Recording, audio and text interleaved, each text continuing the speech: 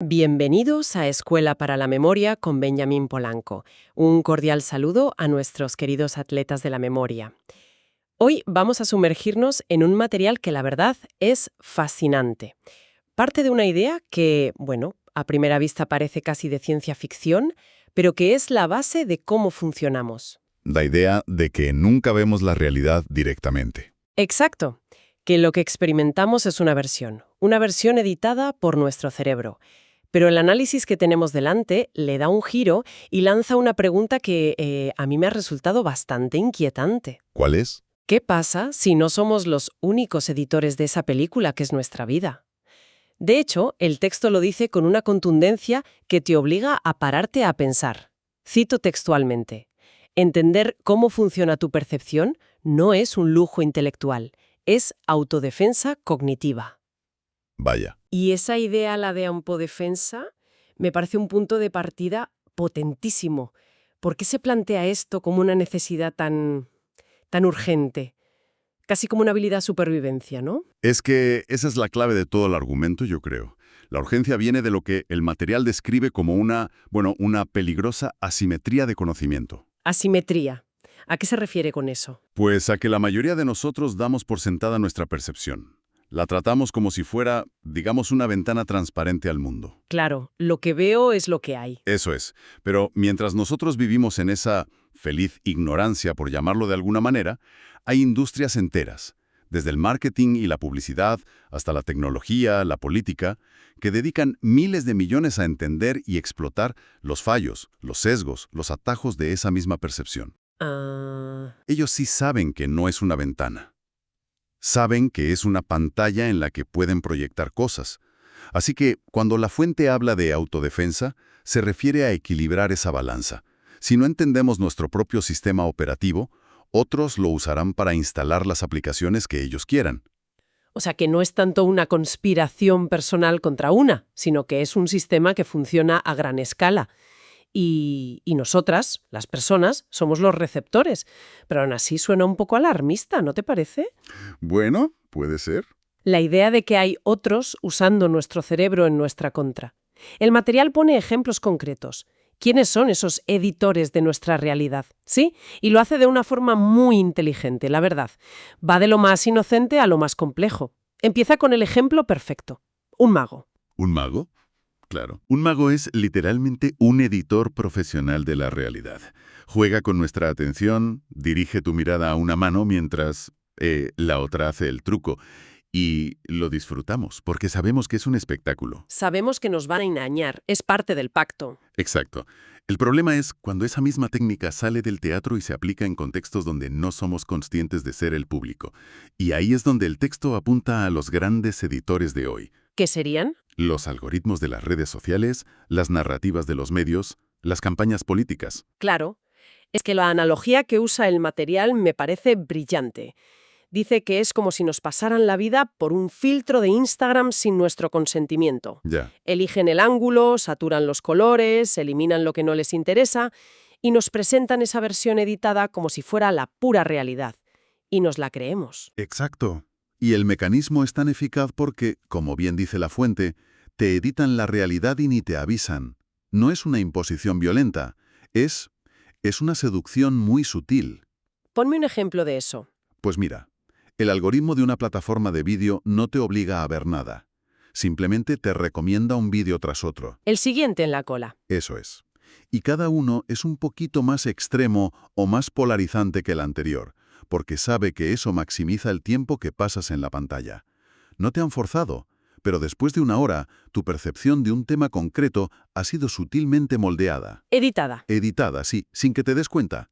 Te esconden los matices, los grises, las opiniones moderadas, y te presentan un mundo en blanco y negro, porque es más adictivo. Y ahí es donde entra el impacto emocional del que habla la fuente. Porque una cosa es que editen tu percepción sobre un tema político, pero otra muy distinta es que editen tu percepción sobre tu propia vida. Precisamente. Y aquí el material es demoledor. Cito la idea central, adaptándolo un poco. Te comparas, te frustras y lo haces creyendo que ha sido tu elección, pero no lo fue. Uf, eso es fuerte. Pensemos en el feed de cualquier red social. Es un torrente de éxitos profesionales, cuerpos perfectos, vacaciones de ensueño, relaciones idílicas. Una realidad no ya editada, sino directamente fabricada. Totalmente. Y nosotros, que estamos en casa un martes por la noche sintiéndonos normales, con nuestros problemas, nuestras dudas, vemos ese desfile y nuestro cerebro hace lo que está programado para hacer: comparar. Y la conclusión es inevitable: mi vida es mediocre. Porque la realidad que nos han mostrado estaba trucada desde el principio. Es un círculo vicioso perfecto. La edición externa provoca una emoción interna, y nosotras nos culpamos por sentirla, sin ser conscientes del editor que la diseñó. Vale, el panorama es sombrío. Un poco. Estamos rodeadas de editores muy sofisticados. ¿Significa eso que estamos indefensas?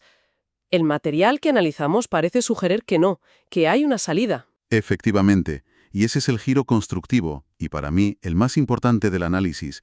La propuesta no es intentar desconectarnos del mundo, que es imposible. Ni buscar una realidad pura sin filtros, que neurológicamente no existe, como decíamos. Exacto. La propuesta es cambiar nuestro rol en el juego. Y aquí el texto nos regala una frase que es toda una declaración de intenciones. Puedes dejar de ser un espectador pasivo y convertirte en editor consciente de tu propia historia. Editora consciente. Me gusta el concepto. Pero, siendo honesta, ¿no suena un poco agotador? ¿En qué sentido? Quiero decir, implica que tenemos que estar constantemente en guardia, analizando, cuestionando cada pensamiento, cada emoción que tenemos, donde queda el espacio para simplemente vivir, para dejarse llevar. Es una objeción muy importante, porque si la solución no es viable en el día a día, no es una solución real. Claro. La respuesta que se deduce del material es que no se trata de un estado de vigilancia paranoica constante. Se trata de desarrollar una nueva habilidad mental, un nuevo hábito. Como aprender a leer. Es una buena analogía. Al principio, tienes que descifrar cada letra, cada sílaba. Es un esfuerzo enorme, pero con el tiempo se automatiza. Lees sin pensar en el proceso. Ser un editor consciente es parecido. Vale. Se trata de entrenar la mente para reconocer ciertos patrones, para que salte una pequeña alarma interna cuando nos encontramos ante una narrativa demasiado perfecta o un argumento demasiado simple. O una emoción demasiado intensa que parece surgir de la nada. Ahí está. No es desconfiar de todo, es saber cuándo activar el pensamiento crítico. Entendido. Es más un detector de humo que estar constantemente buscando un incendio. Una habilidad que se activa cuando es necesaria. Y esto me lleva a la redefinición de la libertad que propone el texto, que me pareció fascinante. Es que lo cambia todo. La frase es: la verdadera libertad no está en ver las cosas como realmente son, está en saber que lo que ves no es exactamente la realidad.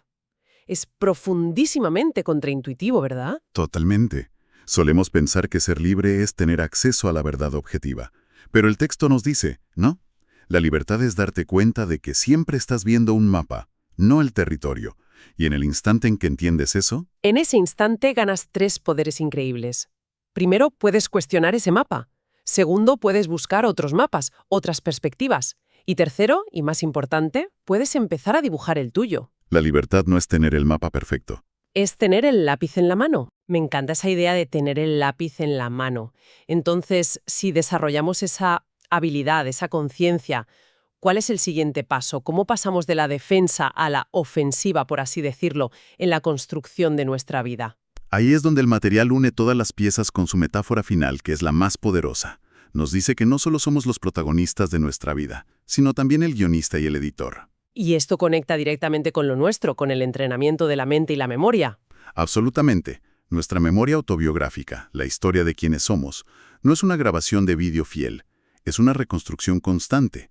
Cada vez que recordamos algo, lo estamos, reeditando ligeramente. Ser un editor consciente significa tomar el control activo de ese proceso de reedición. Dame un ejemplo práctico. Imaginemos a alguien que ha pasado por una experiencia negativa, no sé, un proyecto profesional que fracasó estrepitosamente.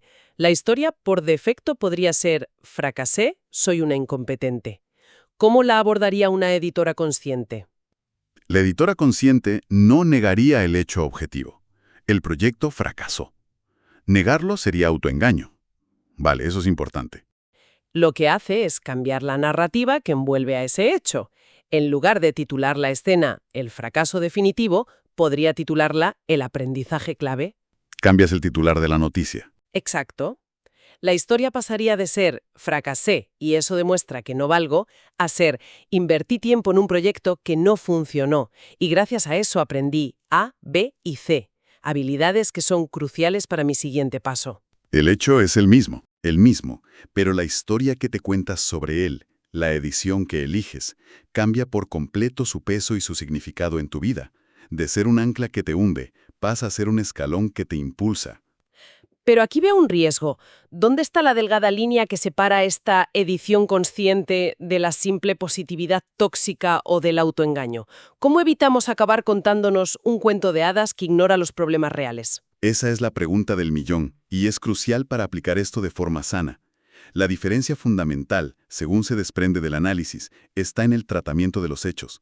A ver, El autoengaño o la positividad tóxica ignoran o niegan los hechos negativos. No, el proyecto no fracasó, solo tuvo un resultado inesperado. Eso es mentirse. vale. La edición consciente, en cambio, acepta el hecho en toda su crudeza. Sí, fracasó estrepitosamente, pero trabaja en el significado y la conexión de ese hecho con el resto de la historia.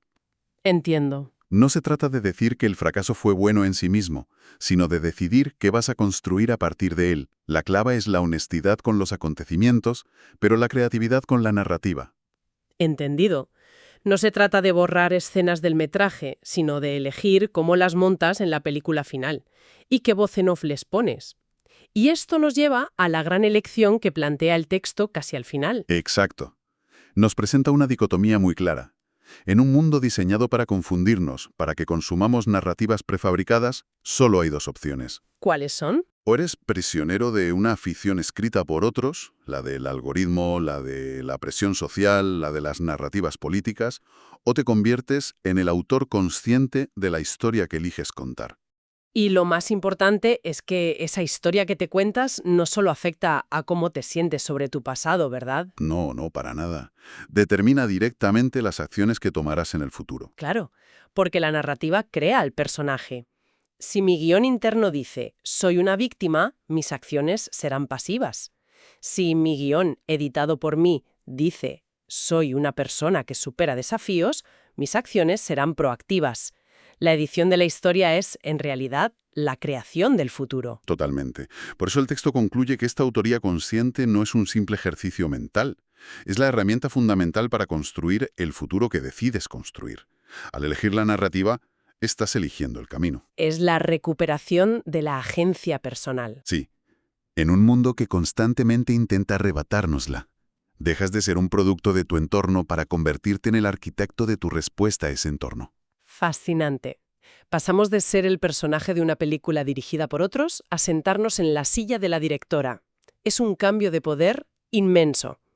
Y para cerrar nuestra reflexión, el material nos deja con una pregunta final, una idea para que cada persona se la lleve a casa. A ver, ¿cuál es?